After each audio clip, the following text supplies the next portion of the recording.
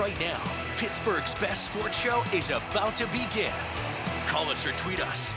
We've got things to talk about on the Ireland Contracting Nightly Sports Call, powered by FanDuel Sportsbook. All right, thanks a lot, Ken, and thank you for tuning in to the Ireland Contracting Nightly Sports Call, powered by FanDuel Sportsbook. Give us a call tonight, 412-575-2600 is the number.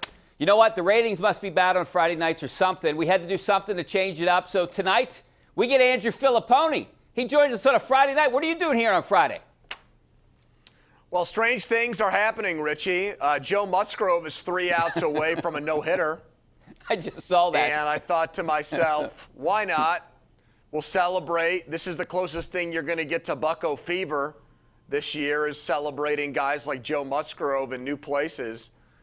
And so here I am, just in the nick of time to go over things just like that. You know what? I'm glad you brought that up, because I was just looking at that right now. I can't believe it. I mean, do you just shake your head? Is this just bad luck, or just the Pirates coaching staff and development scouts are just so bad at trying to develop guys that when they move on to other teams, even though Musgrove was with the Astros before the Pirates, but, I mean, what is going on here? Well, it's totally predictable because it happens for everybody.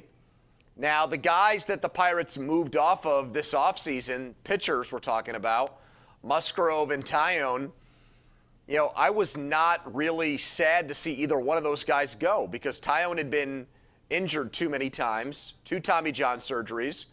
And Musgrove, you brought up the Astros. I mean, they've won a World Series in the last 5 years. We saw what they did for Garrett Cole, working wonders with him. So, you know, I didn't think that it was the Pirates' fault with Joe Musgrove. But I think when you're around a lot of losing, I think it's easy to be dragged down by that.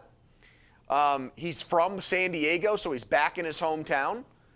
So I think it's re-energized him. I think it's hey, he plays hard all the time, Richie, but right now it seems like he's got a little extra pep in his step to start the year. Yeah, the one thing I've always liked about Joe Musgrove is the way he was on the mound. Just the way he approached the game. It felt like, I mean, he wanted to win. And he wanted to do everything he could. It's the opposite of Mitch Keller. Yeah, exactly. It's the opposite of Mitch Keller, who's got no confidence whatsoever. His body language is atrocious. I had Jeff Karstens on my show earlier in the week, and he said he watched the first game, and Jeff Karstens, a guy that couldn't top 90, and he's like, he couldn't believe it. You know, he said, if I had his kind of stuff, I would have been it's just a lot of guys either have the physical tools or the mental skills, and the great ones can combine both.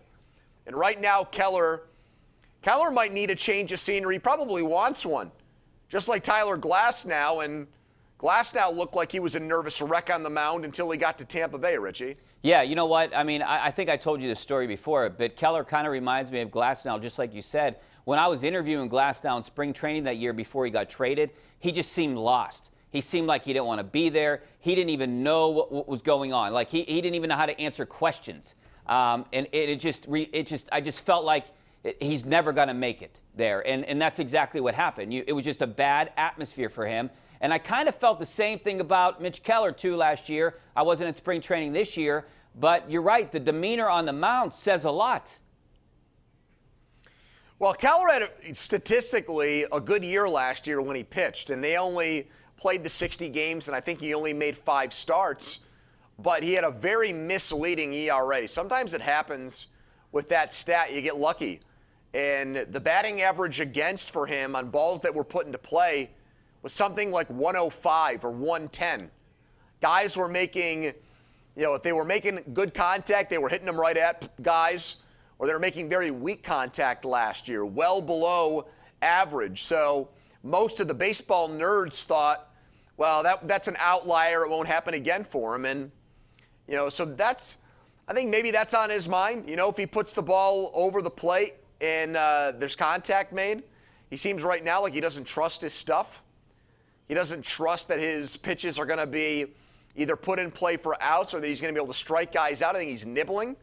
So, yeah, you just wonder who's going to be able to get him out of this funk. There's no veteran.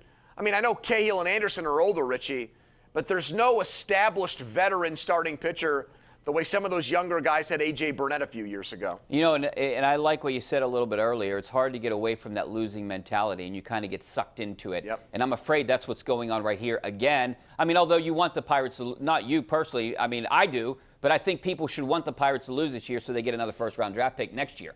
Yeah. All right, we're going to take a break. We're going to be talking Buccos and the Penguins and anything else you want to talk about. How about the Masters? 412-575-2600 is the number. Back in a couple minutes.